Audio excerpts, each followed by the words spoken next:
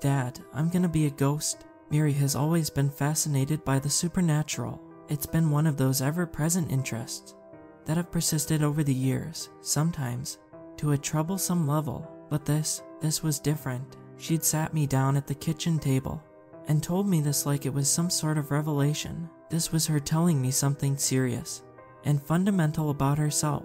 This was a change, a shift, something important that she wanted to involve me in, and I had no idea what she meant. "I'm stating my intention," she said. "That's the first step." "Honey, what are you talking about? What steps? What are you?" "I'm not here to argue, Dad. I'm just telling you what's gonna happen. I'm just trying to understand what you're saying." "You are scaring me, Mary. I am taking active steps to ensure my place in the afterlife. It is no different than when Mom took me to church. I'm following my beliefs. I'm gonna be a ghost, a spirit, and the first step is to state my intention." "I don't know what to say," I sighed. "I just want you to be happy. Please, I'm trying to understand. You don't need to do anything. This isn't about you." "I know, honey, I've said what I need to say, Dad. I just need your support." So here's a little history lesson about Miri, or Miriam. She turned 19 last September and has been saving up to study at West Virginia University next year. I'm helping her to the best of my ability, and she has the inheritance from her mom to go through, but it's still a bit of a struggle to make ends meet. Ever since she was a kid, Miri has been a bit of an oddball. Her mom had some personal problems and left us at an early age, only to pass shortly afterwards. There was an element of substance abuse, but Mary was never around for that. I've had full custody of her all her life. That Mary even remembered her mom taking her to church was an honest surprise. I don't have a lot of fond memories of Mary's mother. The good times we had is so far in the rear view mirror that I can barely see them, and when I do, they look pretty bleak. Mary's interest in the supernatural blossomed somewhere around her 6th birthday. When other girls wanted to be Disney princesses, Mary wanted to be a ghost. And not just the kind where you wear a white sheet with some holes for eyes, but pretty advanced stuff. Pale white foundation with dark eyes. She even asked me to get her those all-covering clear contact lenses, but I put my foot down. She was still too young, in my opinion. Even so, I probably bought her half a dozen Victorian-looking dresses so she could turn herself into a ghost for Halloween. It was her thing. Everything was ghost this and ghost that. I just figured she'd grow out of it, that she would be done with it, and move on to something new. But that didn't really happen. It just matured, in a way. Little cartoon ghosts turned into spooky Goosebumps type stories, then TV shows and scary movies, then reality shows with ghost hunters, then horror movies, and listening to mediums online. And as she reached her teenage years, her interest reached a whole new level, a step away from the fun and quirky to the dark and practical. And now that she is an adult, albeit young adult, she came to me with this absurd statement that she, my Mary, was going to become a ghost. I subtly talked to some of her friends and checked her social media. It's hard keeping track of all the ways kids can express themselves nowadays. And yes, Mary is a grown woman. She can do what she wants. I've raised her right, but this just sounded wrong. Still, I didn't find any evidence of any kind of abuse or harm. Mary still posts wholesome memes about her favorite salty candy, or sharing upbeat inspirational TikTok videos. She's not that different from other girls her age, in many ways. She's a young adult with ambition and drive, so this conversation came out of nowhere. That night, I couldn't sleep. I kept walking up to her door to hear if she was sleeping. It was hard to tell, and I didn't want to bother her. She deserved her privacy. Instead, I ended up pulling an all-nighter. I was on my tablet for hours, looking for signs of whatever she talked about. Actual, practical steps towards becoming a ghost. Something about stating your intention. My eyes had started to roll back into my skull when I finally found a whiff of relevant content. A series of video lectures from someone who called themselves a paranormal researcher. I looked them up. They're just some loon from some middle-of-nowhere town in Minnesota. Not exactly a leading expert in post-natural supermortem experience research, in my opinion. How is that even a field of study? Doesn't even make for a good acronym. But this video series was about the practical steps to becoming a ghost, or a vengeful spirit. It all sounded very official. They even had charts, and I figured this was where Mary had been inspired. First step, to state your intention, verbalizing it, and putting it out there. They called it a path from realization to actualization. I figured that, hey, at least it was just the first step, and she'd come to me about it, so at least she trusted me enough to share this experience with me, whatever that entails. The second step was called anchoring, imprinting an item, piece of clothing, or symbol to your identity, something simple to focus on at the last moment of life, which can become an anchor to your supermortem experience. The video reviewed ways of anchoring and things that make appropriate anchors. This was where the idea of haunted things come from, the anchor. The third and final step was by far the most disturbing, emotional devastation. By combining an anchor with the intent to pass into a supermortem being, at the time of massive trauma, you could solidify a supermortem connection. The greater the scale and depth of the trauma, the more potent the reaction. They spoke about it so casually, like it was a high school science experiment, but what they were actually suggesting was nothing short of personal calamity, murder, death, and tragedy. Was this really what Mary was aiming for? The next day, when she was at work, I decided to go through her things. It wasn't my proudest moment, but I was only doing it to see if there was any more information about these steps and her ambition to follow them. What would it mean to Mary to experience emotional devastation? Was she planning something? What would that even look like? Thankfully, I didn't find anything overtly dangerous. No weapons, no goodbye notes, nothing out of the ordinary, thank God. But there was the second step, an anchor. She had an obvious anchor, her silver cross. It was a necklace she'd worn since she was a kid, a memento from her mom. It was an obvious choice. She rarely, if ever, took it off. This put me in a dark place. If she was already at step 2, she could be on her way to step 3 at any moment, maybe even right then. And there, look, I was in a bad mental space, and this whole situation wasn't making things better. Mary is her own person, and I support her to the core of my being.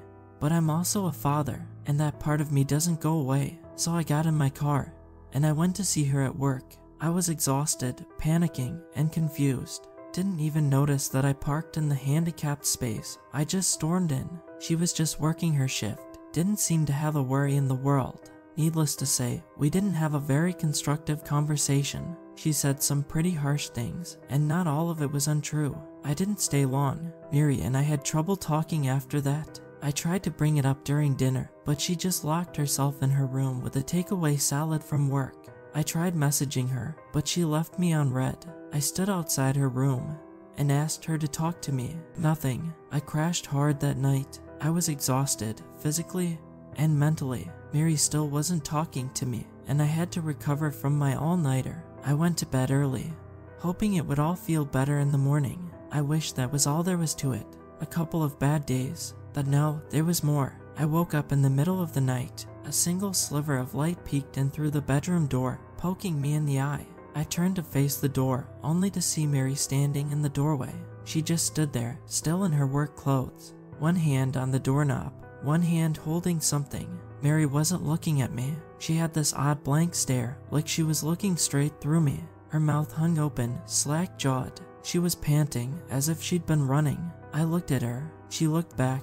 There was this primal part of me that didn't recognize her. Something telling me that this wasn't Mary, this was something else. Something dark. After a while, she just up and left, closing the door behind her. I didn't even notice I'd been holding my breath until the door clicked. It felt like I'd stared down a lion. I hurried up to the bedroom door and reached for the handle, but I stopped myself.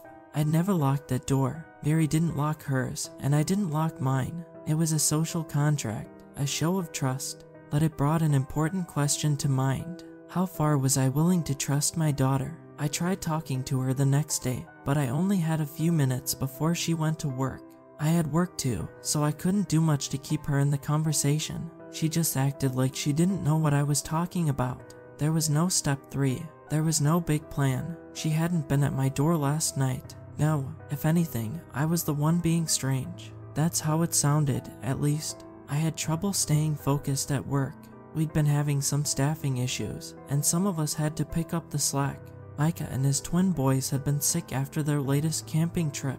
Meanwhile, I could barely remember the last time Miri and I spent some quality time together. Between work and her diverging interests, there was little for us to talk about, and now there was even less. The The following night, I considered locking my door. I had trouble sleeping. There was that gnawing thought in the back of my mind that maybe, just maybe, I wouldn't wake up.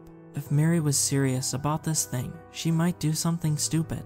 I didn't like to think about it, but it was possible. Killing your dad might be one of the most emotionally devastating things one could do. If she really believed in these steps, this study, then there was no telling what she might do.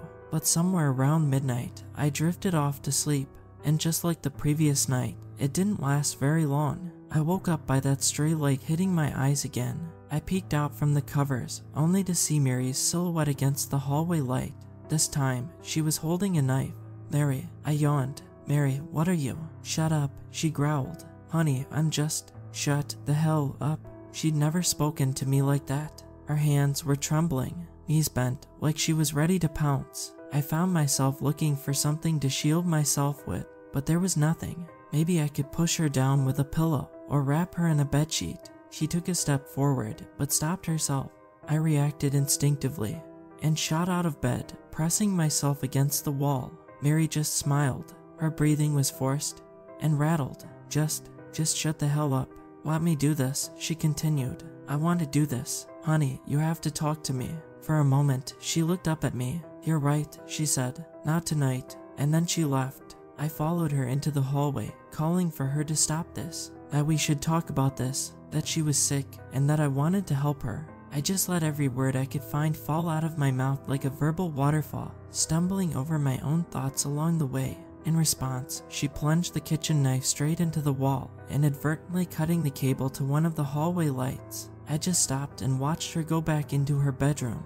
Then, she locked her door. I sat with my phone for hours, contemplating what to do, who to call, and what to say. I wanted Mary to get help, not jail time.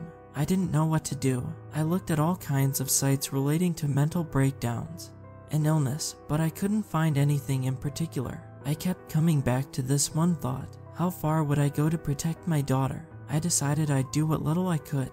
I would call for help in the morning. Until then, I was watching her myself. I dragged a chair through the hallway, past the knife in the wall, and sat down next to her locked door. I'd listen, and I'd make sure she was okay. Then tomorrow, she could get help. I must have fallen asleep in that chair. I woke up to the sound of a startled shriek as Mary got out of the room in the morning. She wasn't prepared to see me there. I could see she was confused and a bit hurt. This was the Mary I knew and loved. I recognized her. "I can't deal with this, Dad," she sighed. "Not like this. We need to talk about last night. I'm not doing this." She picked up her bag and headed for the front door. I followed her. "Mary, you're not walking out that door. We're dealing with this. Aren't you late for work?" "Mary, for God's sake." I slammed my hand on the kitchen table, rattling an empty dinner plate from last night. Mary just looked at me and shook her head. "I'm staying with a friend tonight," she said. "Sort yourself out." Mary, she was out the door, but I followed her down the driveway. She got in her car, locked the door, and ignored me. I pounded on the window, called out to her, and pleaded. She just backed out and left me there. I didn't even have my shoes on. I took a sick day, trying to find someone to call for help, trying to make sense of the symptoms, but I was hitting dead ends. At every turn, some sites called her schizophrenic, others said it could be lead poisoning. One site just kept recommending overexposure therapy, whatever that is. I spent all day on the phone, but no one could tell me anything. They asked me to book a time for consultation and to take her in for examination. But as soon as I explained that she was legally an adult, the conversation stopped.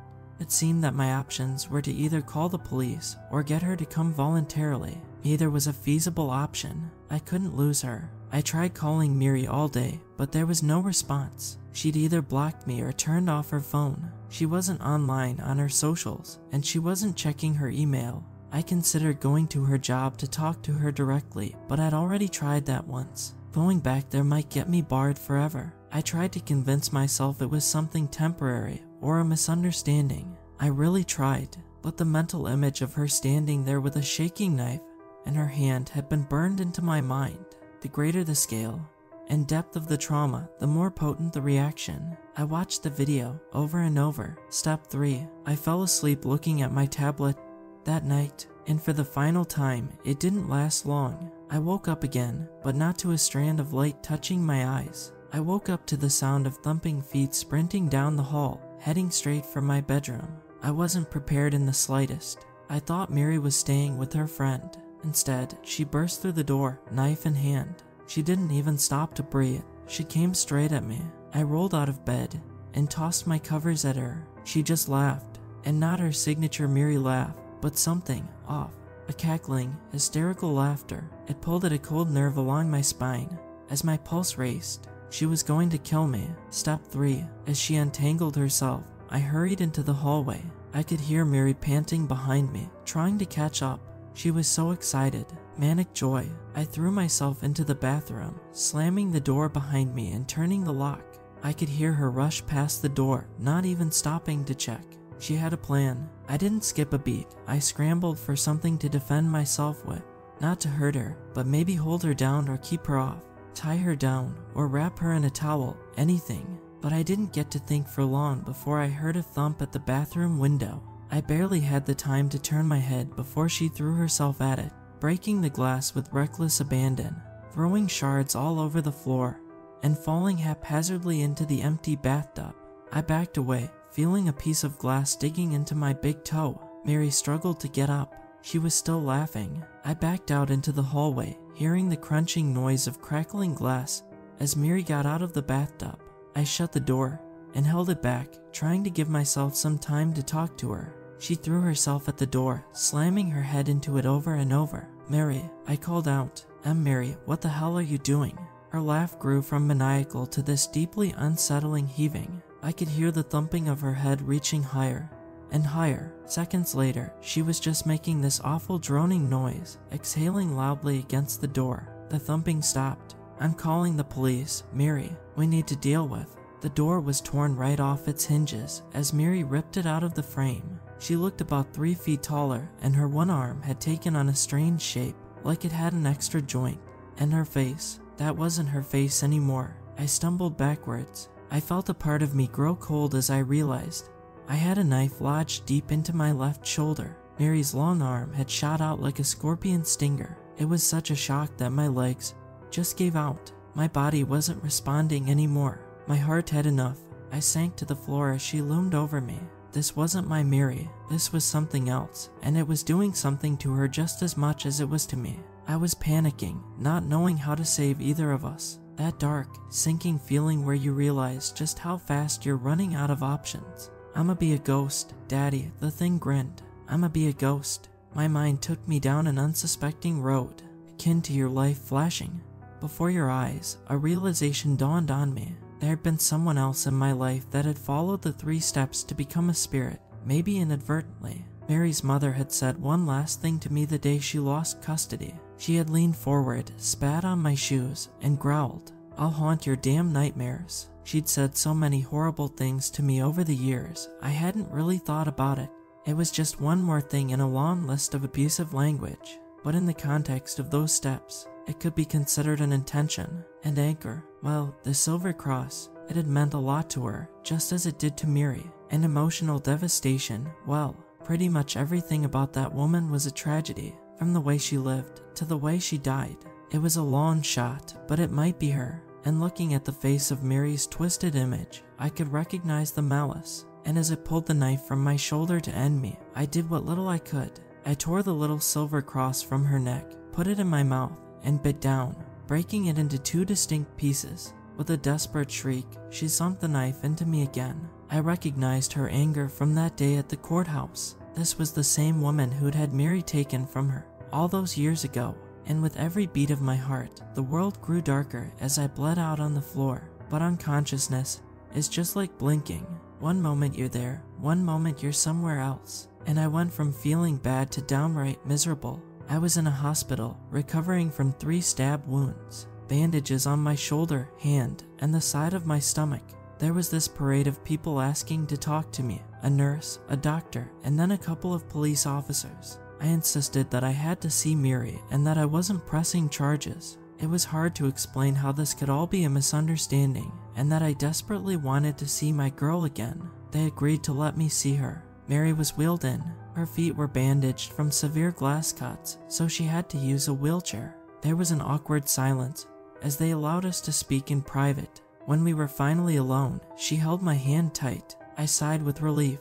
"Why would you want this?" I asked. "Why would you want to be a spirit?" "It's, Dad, I'm sorry. She took a deep breath and wiped a tear from her eye. "I just wanted to be like Mom." Turns out, Mary had been getting visits from her mom for years. A whisper in the night, telling Mary to join her. Little hints and nudges. No wonder Mary had such an obsession with ghosts. She was experiencing one almost daily. She was wearing its anchor around her neck. With that gone, Mary had a clear image of what happened. The nightly visits, the obsession. It was like a fog had cleared from her mind. Such a relief. Now, Mary still has an interest in the supernatural to this day. That, if anything, will never change. But now she can explore that interest on her own terms, without any outside influence. And if she still wants to be a ghost, well, that's her choice. But I don't think a girl like Mary can go through with step 3. She really is a sweetheart. I don't want anyone to think otherwise. She's still going to West Virginia University, and when all is said and done, I think we can get past this. But I wonder, why does she still lock her door at night?